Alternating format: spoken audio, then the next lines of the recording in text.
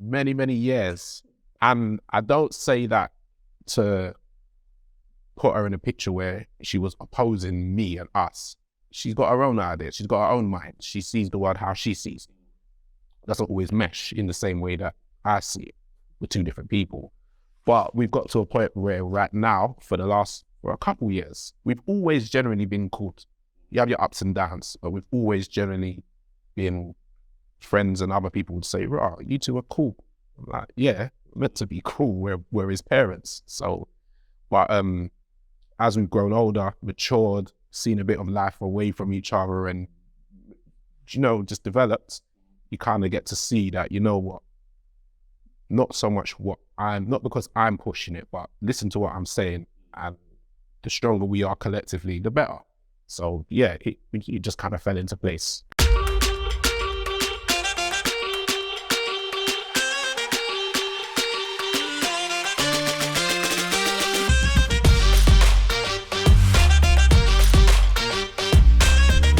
Welcome to another installment of Figuring Out Fatherhood. My name is Chris, I'm your host, and today I'm here with Elliott. Elliott, welcome. Nice to meet you. Right, and at the deep end, my name is Elliott. I'm from Southeast London. I'm 35, father of 3, married, support Arsenal, top of the league right now, 5 points clear. I've got 2 boys and a daughter. My eldest, 13, my middle child is 2, and my daughter is 3 months.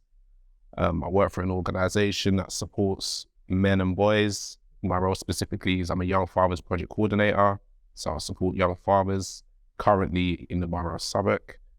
And I just like to enjoy life. I love that. Yeah. I love that. So we're going to visit today, we're going to talk about your journey. Uh-huh. You mentioned like 3 children. Mm-hmm. You mentioned one is 13. Yes. And Liz was 3 months. Yeah. Quite a gap in between. Yeah. So I went to this talk this through it. So let's talk about your first child. Yeah. Is this just does he have the same mum as the children? No, he doesn't. Okay, so let's talk us through that. How did you guys meet?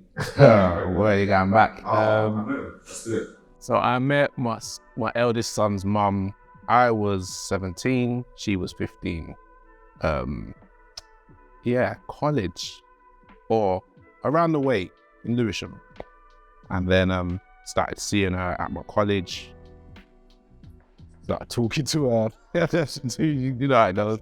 Started talking to her, and then we got closer, and then it blossomed into a relationship. We were together from I was 17 to 25, with a little break in between, around for about 6 months, maybe a year before my son was born. So yeah, it was, young love, first love, all of that. Whirlwind, you feel like the world is taking you here, there, and everywhere, and everything is fantastic and amazing. The highs are very high, the lows are very low, because you've never experienced anything like this. We were good. We were good together. Had my son when I was 21, 22. Okay, so let's take a few steps back. So you were Okay. quite young, once you went on that convention. Mm-hmm. So, Not at the time of, it was a bit rocky towards the end. We were on the verge of, you know what, you're growing into yourself and you start to grow apart because you just find that you're different people. You're young adults coming into knowing yourself, what you like, what you don't like, all of those type of things. So yeah, naturally we started to drift apart and the little cracks become evident. Okay, well, let's take a step back. So it's 21, 32. So Elliott and pregnant. Yeah. Was it the relation? Were you happy? Or was it like what's happening? Because you were quite young. Yeah. 21, should have been just at 19. Yeah, nice. Yeah. How about that? This is pregnant. So what was your initial feeling? Against the party years back, but how do you reckon you got on time? I remember, so I was at my mum's house, I was playing computer, playing Pro Evolution Soccer. I got a phone call and I knew that she was going to the clinic with her sister at the time. And her sister thought she was pregnant, but she just did a test anyway. Turns out it's not her, it's her. So I think she called me crying, not bawling or anything, but just emotional, pregnant. And I'm just like, bruh. I didn't really have a reaction at first. I remember coming off the phone, continued to play my game. The game finished, then I was really like, wow, she's pregnant. So then it hit me. So then it took a moment. Naturally, you're a bit excited. I'm gonna be dad. Then I'm gonna tell my mom. Then it was just like, oh shit, that bit. So yeah, I was mixed emotions. Happy, excited, concerned, feeling like, am I ready? Life ain't really set up the way I would like it to be set up, but it is what it is. So yeah, I think I told my mom, I don't know when, not too long later, maybe it might have been the same day or a couple of days later, and that was more nerve-wracking than hearing, oh, you're pregnant. My mum, her reaction wasn't anything too untoward. It was like, she had a bit of a weary smile, and then it was like, wait, you know what this means? I'm like, I think so. Well, yeah, I know what it means, but yeah. And then, yeah, we just progressed and up until he was born. Okay, how did pregnancy impact the relationship? We were a bit rocky at the time prior, and whilst I think the pregnancy went okay, there weren't too many, I won't say too many, I don't remember many altercations or blissful moments but I remember it took the focus off of our issues. That's a good thing and a bad thing. Good in the sense that it allowed us to connect over being pregnant and enjoy that, and go through the pregnancy and the excitement and the milestones and whatnot. Bad in the sense where we didn't address the issues that needed to really be addressed. So it was just like papering over cracks, and then naturally those cracks become exposed and they can't withstand the pressure of the relationship. Of the relationship taking into account that there's 3 of us now, not just 2. So yeah. Okay, and then the baby arrived. Mm-hmm. How was that? What sort of changes you have to accommodate for the fact that I was going to have baby? Changes, living arrangements. So what was happening at the time? She left home. The whole what happened? Left home, trying to get a place, and then you have to be in a hostel for a period of time, and then I'm not allowed to stay in a hostel. I'm only allowed to be there a certain amount of days a week. So then that put pressure on us. And then it felt like, I think from her perspective at the time, it felt like you get the fun side of things, I don't. But this is the way the cookie crumbled. This is the steps that we knew that we'd have to take if we're going down this route. So it put pressure on, but things weren't too bad. Yeah, it just put pressure on that maybe we weren't really fully equipped to handle, but we did our best to navigate it. Okay, and then you mentioned that you guys broke up. How old was your child when you guys broke up? I think he was about 2 or 3 when we properly had a proper separation. So it was one of those splitting up, but then wasn't quite that full, was it? Yeah, so we're just not seeing eye to eye. The highs are becoming much more infrequent and the lows are becoming more frequent, and the baseline seems to be just not at 0, more like -2, if you get what I'm saying. So yeah, I think he was about 3 years old. Yeah, I was about 25. Yeah. And yeah, it just got to our heads where we weren't looking in the same direction in terms of how we're moving, how we had previously been doing. Even in the midst of when things ain't been so great, we weren't looking in the same direction. And then it was self-evident after a while. It was just like, yeah, this ain't really working. So I went left, she carried on going her direction. Yeah. How are you guys able to navigate that breakup? How are you able to come to some agreement at it? You know, work with finances as well. How are you able to know what something you reach out? It was difficult because there was no real blueprint as to how to do it. So I'm at the time looking for somewhere to live. In my head, I'm like, man, I can't go back to my mum's house. What was the reason behind that? It just felt like I'm meant to be a man. Do you get what I'm saying? So I need to, stand on my own. Mum wasn't, oh, you need to get out or anything, but it was just I need to go and find my own way. So I'm hopping, I'm finding places to live, trying to get stable. For a period of time, I remember I'd say to my friends that it felt like I was in the mountain, where I've gone to the hills in the mountain and I was secluded from everyone, because mentally and emotionally, you have to unpack, even if you're consciously knowing you're doing it, the relationship. So I've been with her, 7-8 years. That's a lot and in my head, it was like, the foundation, the triangle, man, woman, child, it's no longer there in the way that I thought it should be there. So it was difficult not seeing my son the same way that I had to see him, and you got to take him for this time and drop him back and all those things. But you get over it, you just deal with it. Yeah, you just deal with it. Okay, our finances, how did you navigate that? How did you? Finances, there weren't problems with finances. I don't remember there being issues, so to speak. So I don't know how it worked at that time.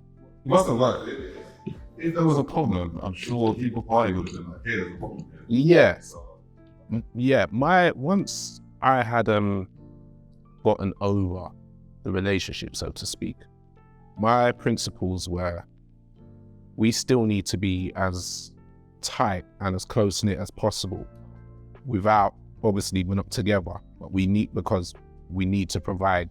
And I believed at the time that is the best model to provide for our child. I didn't have the best relationship with my dad, but I had a big family network that were always there. But knowing that I didn't have my dad around in the way that I wanted, I knew that I didn't want that for my son and I didn't want that for me. So even when I think at times she couldn't understand the logic or the method or the reasoning behind, even though it sounds simple, she couldn't get it at times. So it might have come across that I was being a bit forceful or I'm trying to impose my will. I'm trying to say, listen, us need to be solid. Each side of the triangle needs to be a solid, so it can't be penetrated. Even if you don't like me at the time, it doesn't matter, because sometimes I don't like you, but we still need to have a baseline of, you know what, this is how it needs to work. How are you to get on board in that regard? It took many, many years. And I don't say that to put her in a picture where she was opposing me and us. She's got her own idea. She's got her own mind. She sees the world how she sees it. Doesn't always mesh in the same way that I see it. We're two different people. But we've got to a point where right now, for a couple years, we've always generally been called. You have your ups and downs, but we've always generally been friends, and other people would say, "Right, you two are cool." I'm like, yeah, meant to be cool. We're his parents. So, but as we've grown older, matured, seen a bit of life away from each other, and just developed, you kind of get to see that, you know what, not so much not because I'm pushing it, but listen to what I'm saying, and the stronger we are collectively, the better.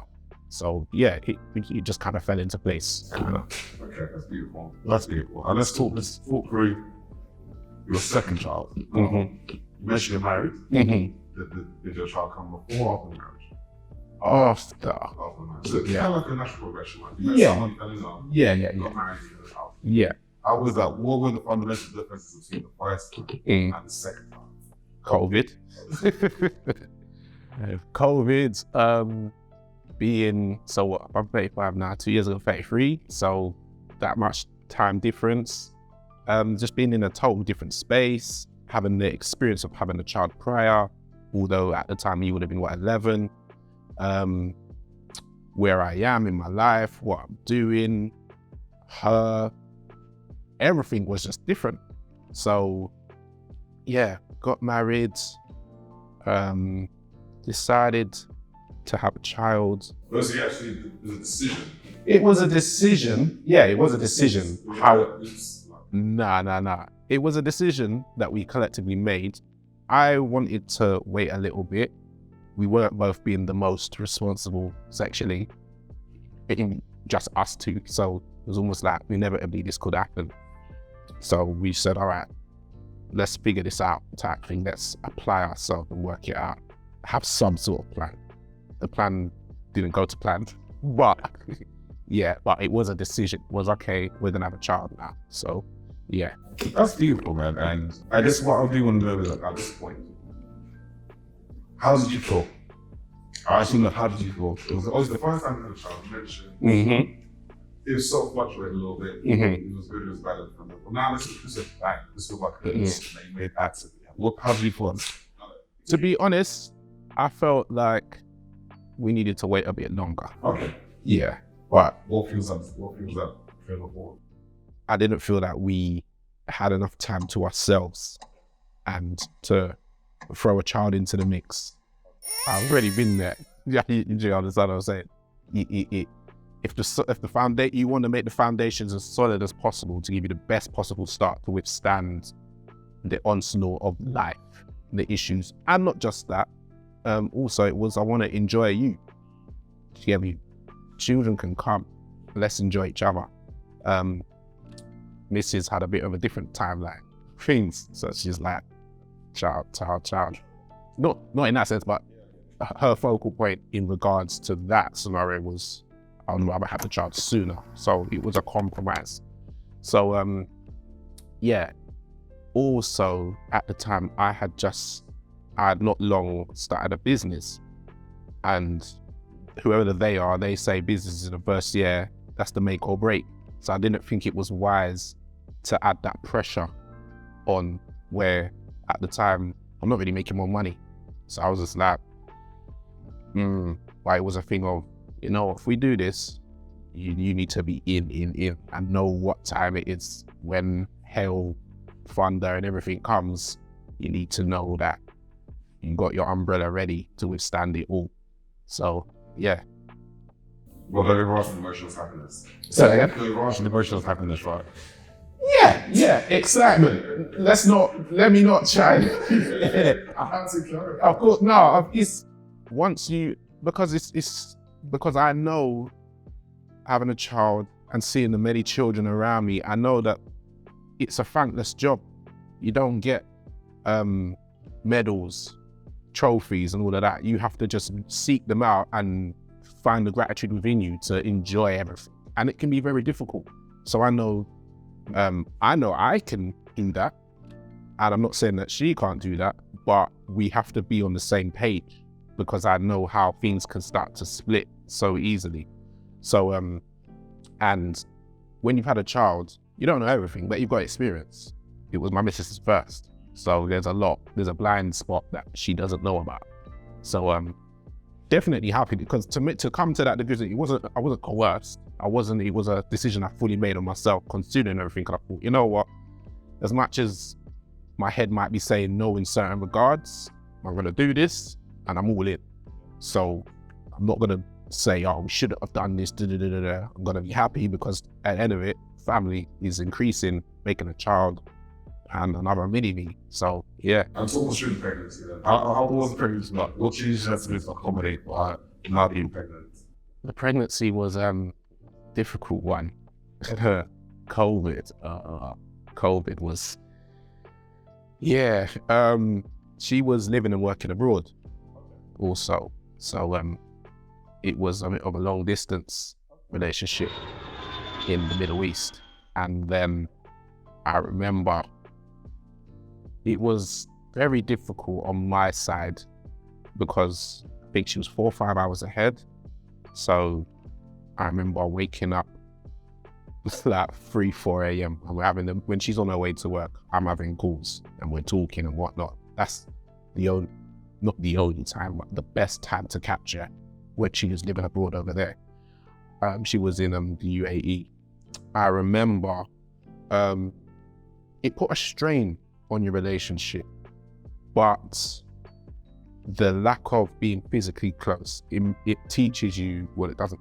You learn the lesson to appreciate the communication that much more.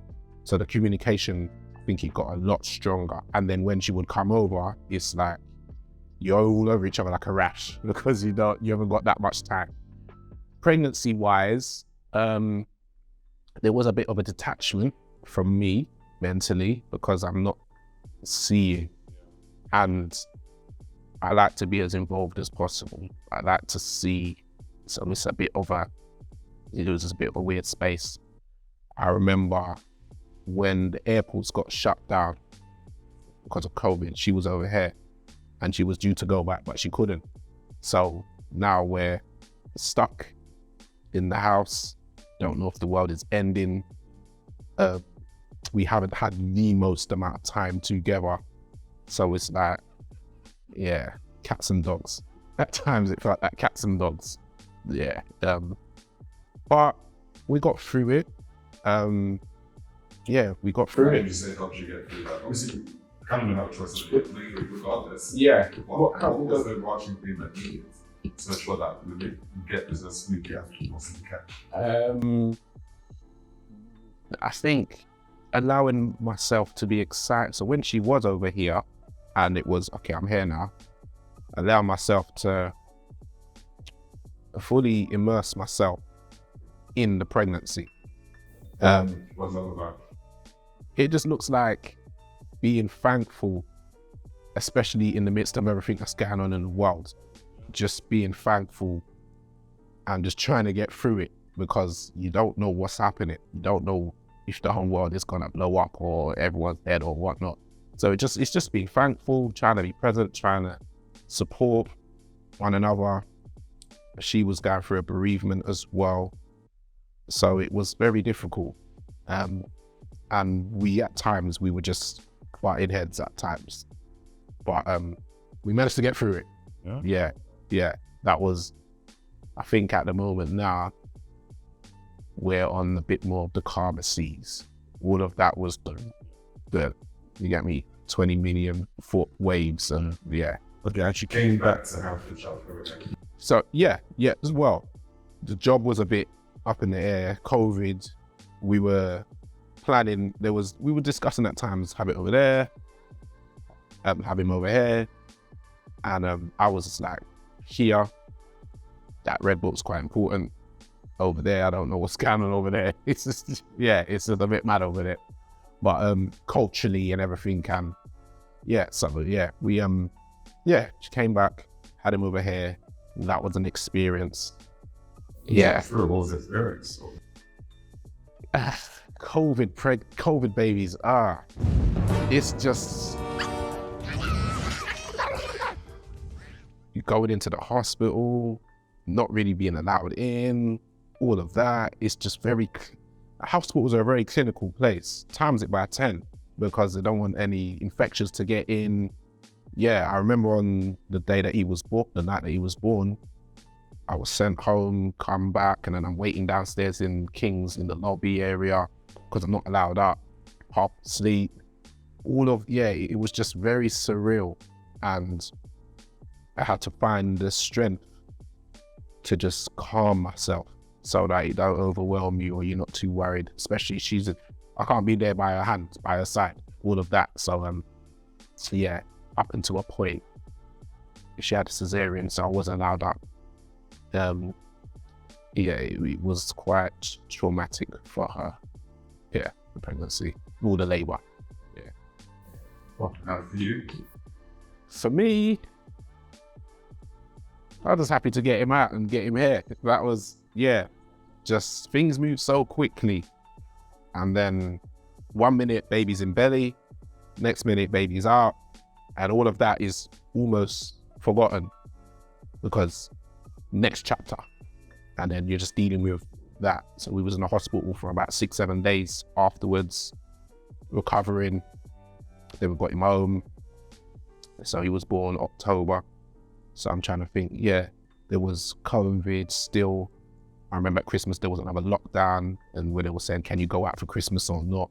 So it was all of, family not allowed to come see him, and I'm very family orientated as well. Majority of my family live within half an hour. Same with her side of the family. We're just very insulated, and it was difficult, But within the difficulties, you got a new baby, so you just find joy. You don't have to look far for it. You don't have to look far for the joy. So let's come on to the baby, right? A lot of men have spoken about how they come to the beginning, they feel like a friend will, they feel like a system that I'm going. How did you feel on that point in time? I knew that was coming. I knew that was coming.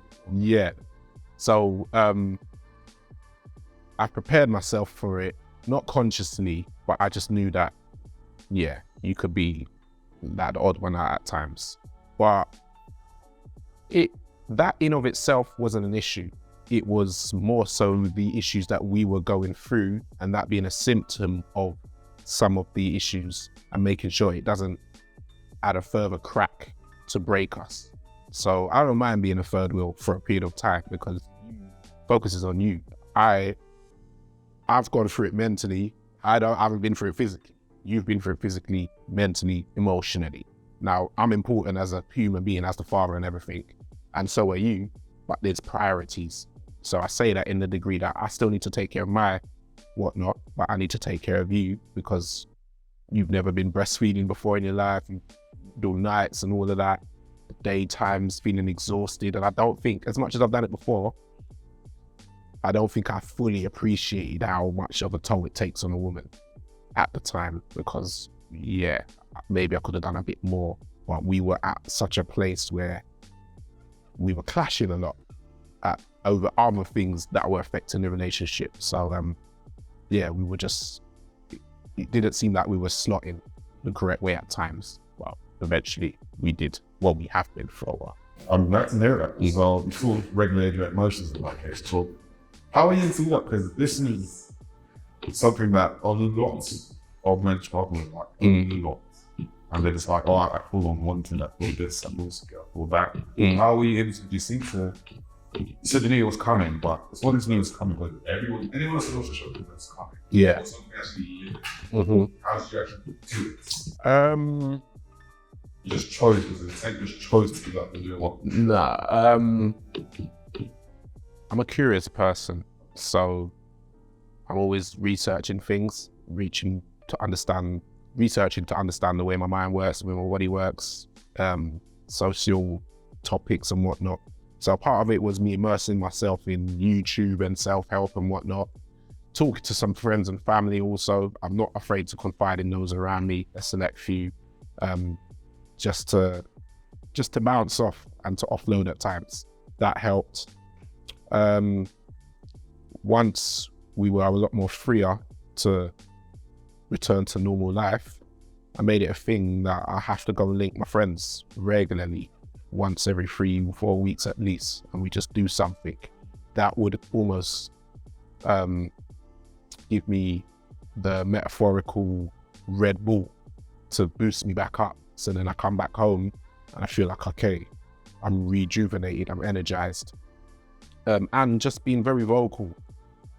There were many arguments, there were many discussions, there were many conversations that we had, and I'm not one to keep it all up in there. I have to say it, and I will think about how I say it because I don't want to be misconstrued, I don't want to be misunderstood, and my objective is to solve this and to find solutions to better this situation. So yeah, just a lot of conversations. I can talk when I'm ready, I can talk, and I don't think it was always appreciated because as much as I'm talking, we're all still clashing, but through the talking, I have to, because in my head, even if we're not getting to the solution, at least I'm crossing that off. Okay, it's not that. Don't focus on that no more. Or, okay, at least I know more about that than I knew before, and at least you know. Can't say that I'm keeping it all up in the air and you didn't know, because I'm going to express it. So, there was that, and there were plenty good moments. Like, I don't want to paint a picture that it's just life, innit? Just how it goes. Us just connecting over our child, our son. Also the fact that my big son is a big brother, so that was difficult. Yeah, you're bringing it back now, because I remember on my head there was the fact that I couldn't, obviously COVID, you had that little bubble period where you had to stay in your bubble, so I couldn't really connect with my big son physically and do the things with him, and that was and at sometimes, as much as I'm articulating myself and trying to express myself, you don't always know what it is. So I couldn't sometimes articulate that I'm missing him. and then it's manifesting and coming out and it's leaking in other ways, and it doesn't always make sense. So there was a lot of me just thinking. As I get a thought, I'll speak it out. We'll argue or we'll discuss or we'll whatever, and then thinking and then whatnot. So yeah, overall, try not to let my lows get me too low. And yeah, there've been some lows. So it was, yeah, it's just dealing with it. Yeah. And let's talk about your victim and your sex at this point. How are you able to integrate? Is that what we're looking for? Blend. How are you to blend both families together and making sure that no one felt left out or fall up on that side in your own? Mainly by including them in everything. So my big son would come over regularly, stay over, even for our baby shower, for my son, my second son. My eldest mum, she was invited. So I've come along because you two need to be, in my eyes, as close to friends as possible. If you could be friends, that's cool. It's not you don't need to be friends, but you need to be friendly, cordial, respectful, and feel like you can call each other up. Because I'm not messing about. I'm not trying to do things that I shouldn't be doing. So I ain't got nothing to hide in that regards. But we've got 2 triangles now, and the triangles need to just be as solid as possible, because this isn't just about it's not about what how I feel in the sense of selfishly in terms of my own gratification. It's about the children, giving them the best chance in life. So as solid as we all need to be means that our children have the best chance. If our children are happy, we're more likely to be more happy ourselves. So it was just about doing that. It's difficult to convey that concept to people nowadays, because a lot of people have insecurities that they haven't really, we've all got insecurities. Having an insecurity in of itself ain't a bad thing. It's how it can control you if you haven't learned where it stems from, how it manifests, and all those things. So it was just inclusion, just including one another. And even if, for example, say this as an example, if we didn't get invited to something that they were doing, it's me saying, I don't care. It's like, oh, well, she sees it her way. This is how I see it. And I'm not doing what I'm doing based on her thoughts of it's, you tell me a better way. If there's a better way, then we can try it a different way. But I see so many benefits for us being like this and not many negatives. So it makes sense to do it like this. Yeah. No, I agree with that principle. I think friends, it has to work on that powerful on that. But what I will demand is a bit strong. What I will request is that the friend just have to do, there's a tendency to be very cordial. And that's what you can do, because in my opinion, anyone that's acting such a brother at my opinion is trying not to let their families advance the question. Why? Why you can't be friends? You're told them from being there. That's just the way I see it. Okay, so let's fast forward to your daughter now. 3 months. I think at this point, your wife decided to go back to the business. Yeah, she's permanently here. Okay. And was this a little bit sooner?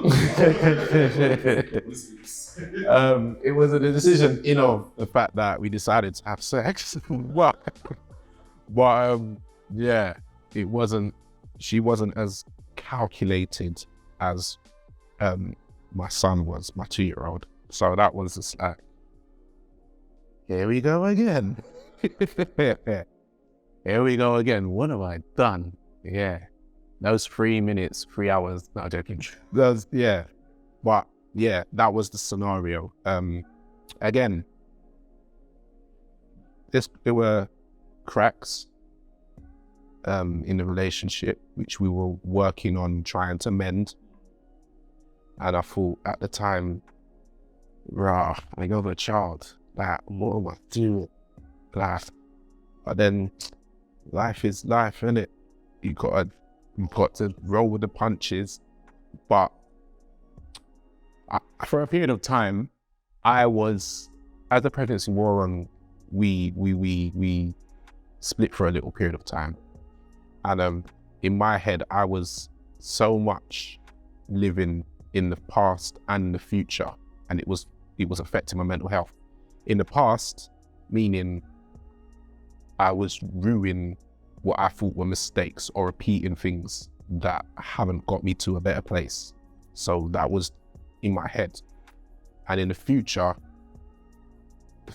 everything is doom and gloom, the economy's failing, this, that, and the other. How I've got plans, I've got goals, and this has just made it that much harder. And it doesn't seem like I'm able to steer this ship where it needs to go, this relationship, also, so to speak. So it was it wasn't a healthy space mentally for me to be in. Yeah, flipping back a bit as well, when I had my son, my second son, I think I mentioned I set up a business, and COVID and disagreements between me and my business partners, that kind of decimated that. So I wasn't the most confident in myself, because I felt like the business is a failure. I'd let family down, friends down, rare. I was feeling very, very low, not the most confident. So back to my daughter, I was just in a space. This year has been an eventful year, to say the least. But I'm just thankful she's here. I'm thankful we're all here. I'm thankful. I was recently in a car crash, with my daughter. So so that has given me that I just wake up thankful, because we could have really not been there, or one of us could have not been there, and either of those scenarios don't look good. This wouldn't have been good. So yeah, I'm just coming to the tail end of the year, reviewing it, and I'm like, bruh, it's been a difficult year, but we're here. Let me look at my strengths, look at my opportunities, look at the weaknesses as well, and analyze them all and see, okay, how can I navigate and move forward, minimize the weaknesses, minimize the threats, work on them so that they don't keep coming up, and so that I'm not in a space where I'm in my head ruining the past and I'm not appreciating the today. So I've learned to appreciate the today, the here and now, and be present rather than two places at the same time. That's a lot of self-awareness, and I appreciate you for sharing that as well. Well, let's just talk about it a little bit. So you mentioned you and your missus split a little bit during the pregnancy. Yeah. What fueled that? Mind me asking? We were just not seeing eye to eye. Yeah. Black, white, hot, cold. Yeah. So we just had a bit of time away from each other. That was not the most easy for both of us, because we were still seeing each other as the enemy all while she's pregnant. And from my perspective, I don't think I appreciated how much that has affected her and was affecting her at the time. I just saw it kind of like, look, why can't you see things my way type thing? And not my way because it's mine. Why can't you understand this train of thought that I'm trying to show you? Do you get what I'm saying? So yeah, and from her, and I'm not the one got the emotions of child growing through me. And as a man, you can appreciate, I won't even say you can know it as a fact, but you don't know what that is like. So you're never fully understanding the process and what is affecting and making her acting this way or not acting that way. So it was a difficult time. It was a difficult time, definitely.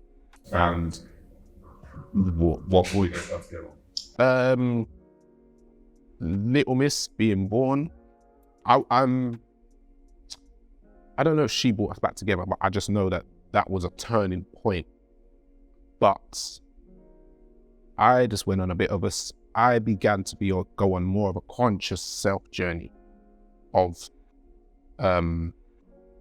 trying to figure out and navigate my way out of this position of feeling like this ain't a good position that I want to be in.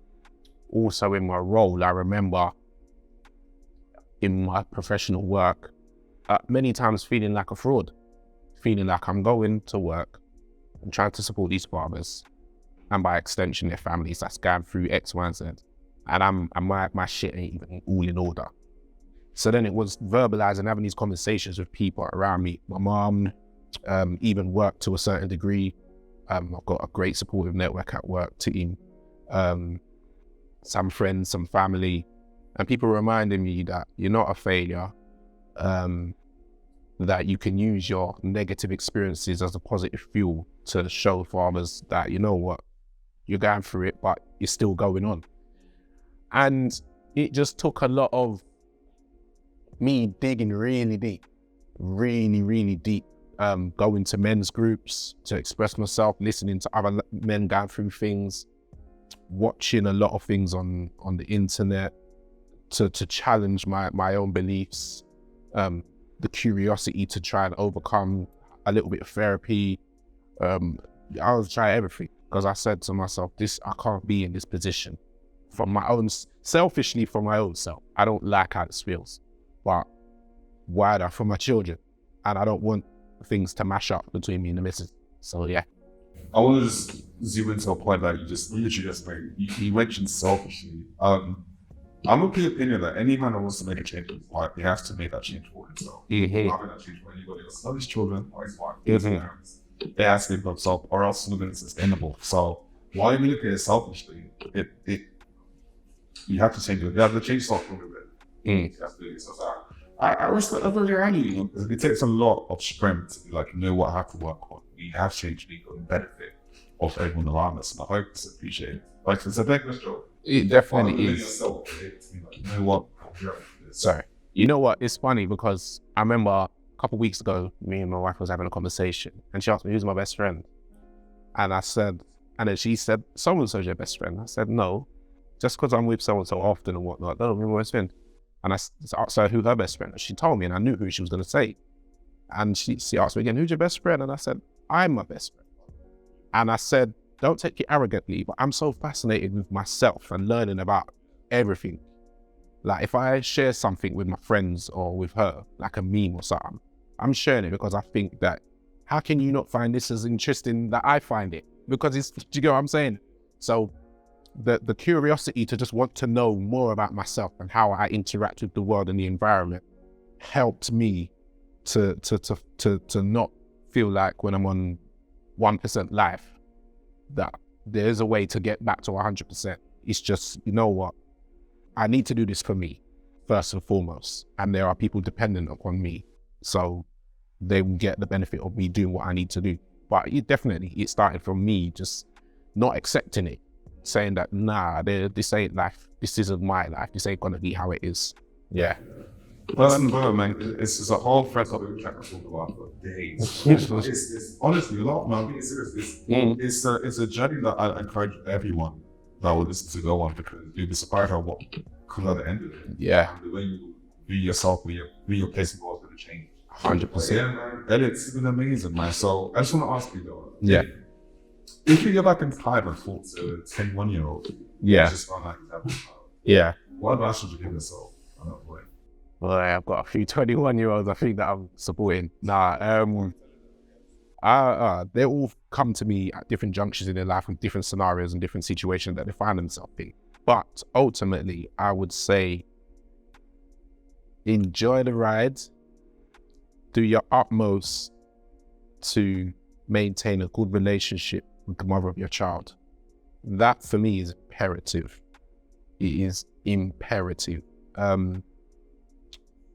And remember that, well, not remember, but when you have a child, savor the moments, savor them, because even when you are saying things and I'm trying to think back, they're sparking memories, and it's like, wow, the time just goes so quickly, and before you know it, they're 3, they're 4, they're 5. I've got a 13-year-old. We're having a conversation about his options, and I'm like, rah, exams and all of that. In no time, it's going to be 18 and driving and and uni and all this, that, and the other. So savor the moments. Try not to let your perceived limitations, whether it be financial, affect you. As men, we can, like, I went to a men's group not too long ago, and my colleague, he had a definition for what masculinity is as a man. And he said masculinity is being whatever I need to be at any moment, whenever I need to be it. And that stuck with me. So when I went to another group, the same question was asked, and he was there, and I didn't feel no way to say, this is what it means to me. I didn't let everyone know he said it, but this is what it means to me. And I say that to say, when I've been broke at times, and I can't think of something to do because I think, well, how can I entertain my child or do something? We just go for a walk. We look at spider webs and trees and the flowers and the cars and count how many yellow cars we can see. A half an hour walk around the block, that might feel like an hour or 2 hours to him, but it's just quality time. It didn't cost me anything. Now I know your mindset has to be in a place where you can allow yourself to think in that creative way. But there were times where I was not flush. I didn't have much money, and I would just, okay, we're going to the park. Okay, we're gonna wrestle. Okay, we're gonna do this, that, and the other. Or I'm gonna walk to my cousin's house and we're just gonna do something together. I'm not costing nothing. So I would just say, try and keep an open mind. Try and keep an open mind. Don't let your perceived shortcomings stop you. Even if people around you are telling you, no, you're not this, or you're that, or you're that. Know what you need to do and just try and do the best for your children. Connect with other fathers, connect with other people around you, and don't keep everything so close to your chest, because you can learn other things from other people. Have that curiosity. You don't know it all. I didn't know it all. And as much as you know, the more you realize you know, the more you realize that you don't know. So just keep an open mind, do your utmost for your children, and try and maintain a good relationship with the mother of your child. Okay, before I let you go, we need some tips to ask you this. I'll say maintain a good relationship with the mom of your child. We need some tips. You are. So it's keeping clear, honest lines of communication, being respectful of one another's boundaries, being honest and take accountability for where you went, for your contribution to the breakup of the relationship if it has broken up. Understand that people need time and everything can't run on your schedule, and there's a lot of compromise. You got to learn to be child focused. So I don't need to know everything about you. You don't need to know everything about me. But remind one another that, you know what, as whether we like it or not, we have made this child. We forever, we are on a team, whether we see it or not. It's better that we see it so that the child gets the best. If the child gets the best, you will get the best. You get the best, I'll get the best. I don't want my son's mum, as much as I can have an influence over it to a certain degree, to be in a negative place, because it's going to affect my child. And not just for my child, I don't want her to be in a negative place, because I respect her. Do you get what I'm saying?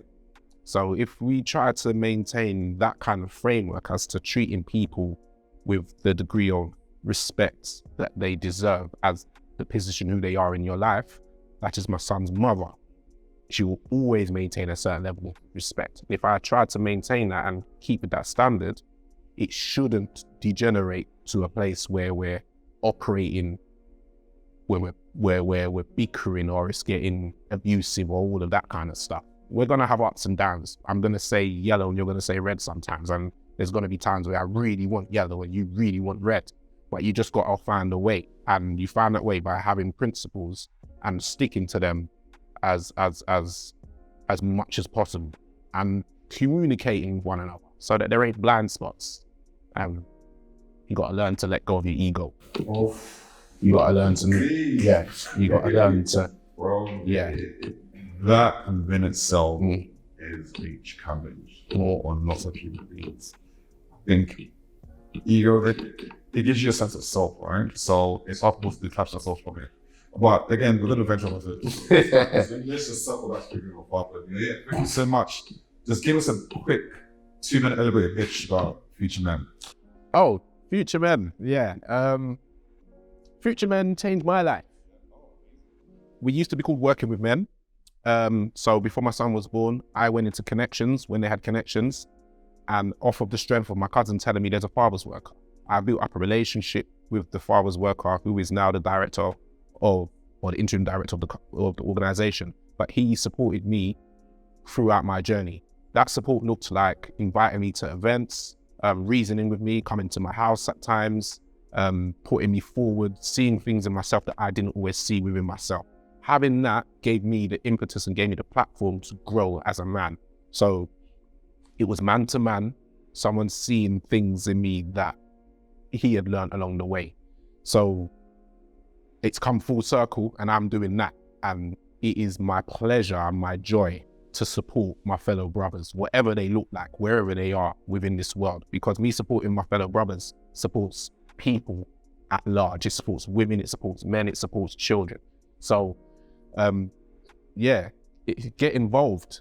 How do we go about I would just say, if any councils or any other establishments that are seeing this now and watching, just support Future Men to do what we need to do.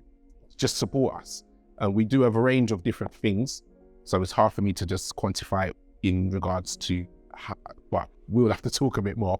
But Future Men, you can find us on the socials, you can go on our website. Futuremen.org. Future Men. Our website is futuremen.org. We're working hard and diligently to provide men with the space to grow and to become the best version of themselves. Not just men, boys as well. So, yeah. Right. Yeah. Elliott, thank you so much for sharing your story. I appreciate it. Thank you for inviting me and having me.